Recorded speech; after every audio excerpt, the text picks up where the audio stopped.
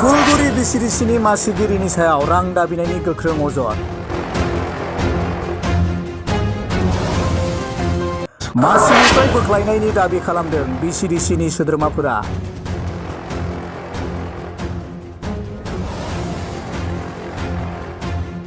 सोलायनाय सरकारनि जाख्ल'नाय गैयै सरकाराव जाख्ल'नायनि अजद। 13 नं चिरां बियाबनि बासुगाव नोगोरनि साखाथियाव थानाय बिजेपि, इउपिपिएल आरो जिएसपि लोगो नांना दाफुंनाय बिजेपि दोलोनिफ्राय सायख'जानाय फुलगुरि बिसिडिसिनि मासिगिरि दीपांकर दासनि सायाव गुबुन गुबुन आसनि जेरै एमजिएनरेगा, आइबिएसनि मुङाव 5,000 रांनिफ्राय 50,000 रांसिम बिसिडिसिनि सोद्रोमाफोरनिफ्राय रां दाबिनायनि गोख्रोङै अजद खालामदों ओनसोलनि सुबुंफ्रा।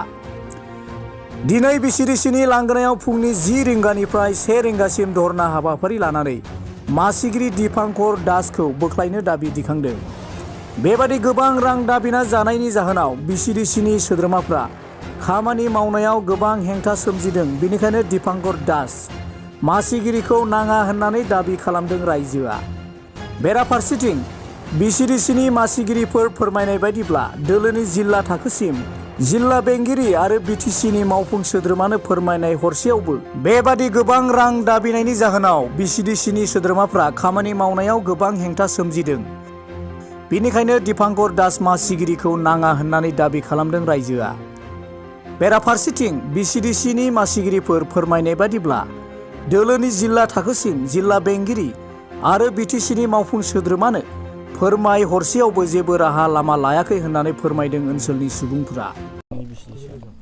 मा जादों माने बेनो जोङो दिनै बे जेनाखि फुलगुरि पिसिडिसि जोंनि फुलगुरि पिसिडिसि बाहाय जोङो गासैहाय 25 जन मेम्बार दङ, चेयारमेन भाइस चेयारमेनखौ लानानै गासैहाय 25 जन दङ। बिनि गेजेरावनो जोंनाव दिनैहाय 23 जना नुजाफैदों, 23 जना।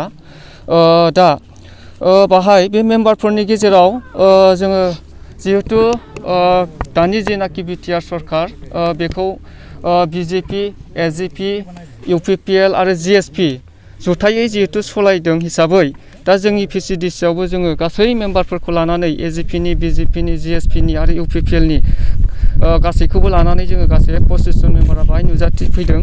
दा बिनि खारना बेनो जे बिथां जोंनि फुलगुरि पिसिडिसिनि चेयारमेन दीपांकर दास बिथाङा जोंनि फुलगुरिनि आन्दाराव जेसेबांनाखि नेग्रानिफ्राय स्किम जानाय, सेंसन जानाय जेनाखि खामानि, बे खामानियाव बिथाङा एडभान्स हिसाबै रां बिदों। एडभान्स हिसाबै रां बिदों माने जेराव माने 3 लाखनि खामानि जादों बाहाय बिथाङा 5,000 करि बिदों। सरि 5,000 नङा, 50,000 करि बिदों। जेरावहाय 4 लाखनि खामानि जादों बाहाय 40-50,000 बेबायदि बिदों, डिमान्ड खालामदों।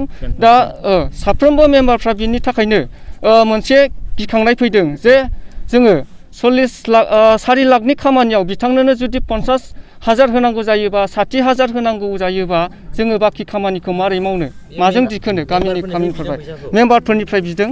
नोंथांमोना लानो हागोन, बाइट लानो हागोन साफ्रोमबो मेम्बारफोरनिफ्राय। आइबिएसनि खेथ्रआवबो बेनो, जेराव नोङो दुखिया मानसिनि नामाव सेंसन जानाय आइबिएस जोङो सरकारनि मोनसे आसनि, बेखौ बयबो मोननांगौ दुखि गरिब। दा बे 25,000ल' 22,000ल' फैसानिफ्राय बिथांनोनो जुदि 5,000 करि हरनांगौ जायोबा बै दुखिया मानसिया बे आइबिएस 20,000खौ लानानै मा खामानि मावगोन? बे 20,000 जोंथ' बे बिथाङा जेबो मावनो हानाय नङा आरो अफिसियेलि माखासे दानला दानलि जाबावो बिनि सायाव। दा नोंथांमोना मा बुजायनांगौ? फैनाय समायानो बावाखै। औ, ओमफ्राय दानो बिदि जाबाय। औ, दा नोंसिनिनो सरकार बियो गावनि गेजेरावनो जानाय। दा नोंथांमोना मा नांगौ ना मा? जोङो बुंनो लुबैदों, खावलायनो लुबैदों सरकारनिसिम। गोजौआव जेरैहाय मित्र जर्ट सरकार, दा जोंबो पिसिडिसि लेभेलावबो जोङो बिदिनो गोरोबनानै खामानि मावनो लुबैयो। बाहाय जोङो बिजेपिखौ लानानै, सोरबा जिएसपिखौ लानानै, सोरबा एजिपिखौ लानानै हेंथा खालामदों बेबायदि नङा। जोङो जेरै गोजौआव मिलायनानै सरकारखौ सालायदों, जोंनि पिसिडिसि लेभेलावबो जोङो गासिबो दोलोनि मेम्बारफोरखौ लानानै जोङो जयै दैदेनलांनो लुबैयो, जाहाथे जोंनि पिसिडिसि ओनसोलनि गरिब गुन्द्रा गासिबो डेभेलप जायो, जोंनि ओनसोला जाहाथे डेभेलप जायो। बिनिखायनो जोङो खावलायनो लुबैदों सरकारनिसिम जे जेनाखि स्किमनिफ्राय रां जाग्रा बिथां जेनाखि दिपांकर दास चेयारमेन बिथांखौ चेयारमेन बिबाननिफ्राय बोख्लायनानै जोंनो गोदान चेयारमेन नांगौ जों बुङाखै जोंनि बिजेपिनिफ्राय केलेंकारि खालामग्रा चेयारमेनखौ जोंनो नाङा जे जों बुङाखै जोंनो बिजेपिनिफ्राय चेयारमेन नाङा जों बुङाखै अबेबा पार्टिनिफ्राय होनो नाङा खिन्थु जोंहा बेजों मतलब गैया बेजों खोथा गैया मथरफोर जोंनो ओनसोलनि जौगानाय नांगौ आरो जोंनो रायजोनि सानग्रा रायजोनि मोजां सिन्था खालामग्रा बयजोंबो गोरोबनानै खामानि मावग्रा रायजोनि डेभेलपमेन्टखौ साननो हाग्रा बेबायदि सासे मोजां चेयारमेनखौ जोंनो नांगौ बेखिनिखौनो आङो सरकारनिसिम खावलायनो लुबैयो गोजोन्थों।